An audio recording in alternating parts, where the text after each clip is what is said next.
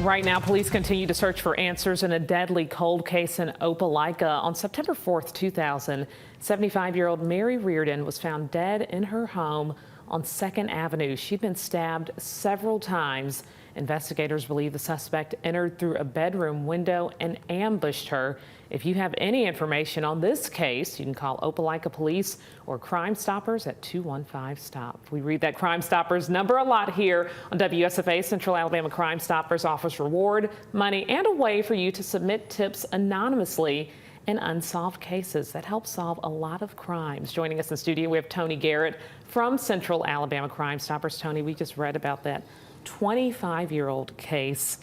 Do tips still help? Do they still matter, especially when cases have gone on for so long? Yes, because a lot of times you don't know what position the person that's holding on to the information was in.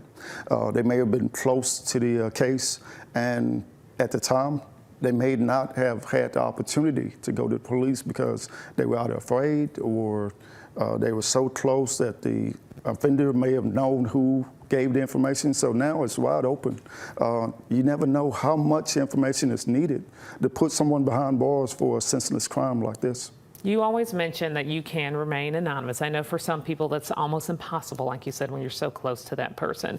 But how can you remain anonymous? How does that process work? If I say, hey, I have some information, but I really don't want my name or my information out there.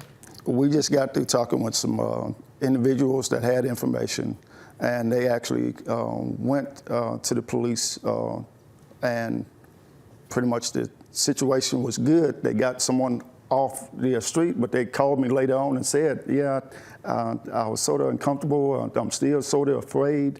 Our job is to keep you anonymous if that's the need, because sometimes, like I just said, you never know what a person is feeling that has that information or what position they're in. It could be a person that's going through domestic violence and their significant other is the actual offender. So you can't call the police on someone that's going to be calling you to bail them out. So sometimes we come in on that part where you can call 215-STOP. You can download the app.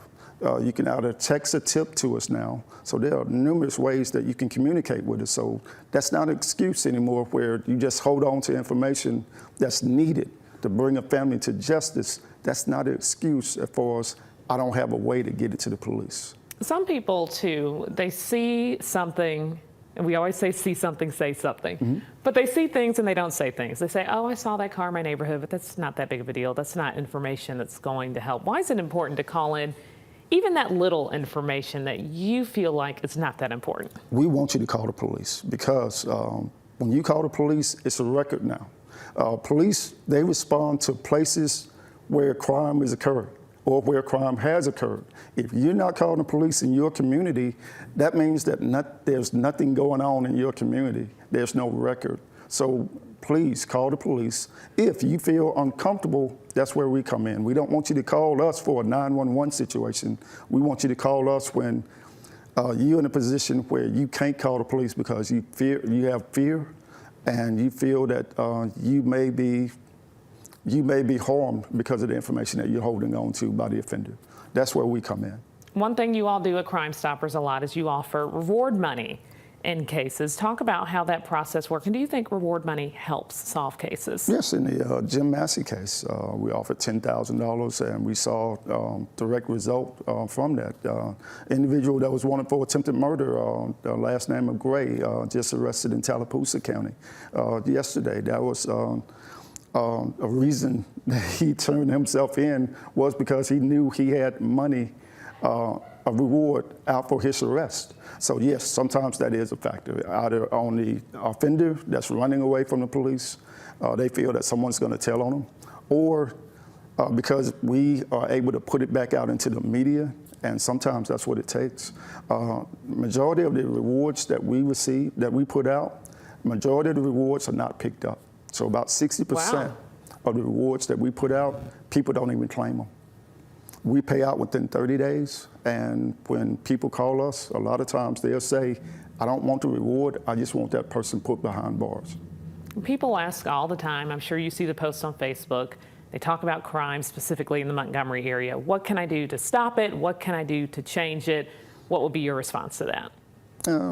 we need volunteers. We need volunteers to go to Vocal. We need volunteers to go to Sunshine Center. We need volunteers to go to One Place Family Justice Center. We need volunteers to be mentors. We need volunteers to just say something when they see something. We need people to stand up and be empowered. Because if you don't say anything and you don't take action yourself, then everything remains the same. It's no time to start blaming the government and blaming the police and blaming whoever. When you're not doing anything, you're the first one that you need to look in the mirror at. So we need people to start standing up and be empowered to take back their community. Tony, anything else you want folks to know about the work you and your team are doing? We are doing a lot, and hopefully in the future, in the upcoming weeks, we'll start doing a podcast and start putting out informational videos about other resources that we use for the community, because we're just a call center. We're using our program or our platform for you to be empowered to take back your community. All right, Tony with Central Alabama Crime.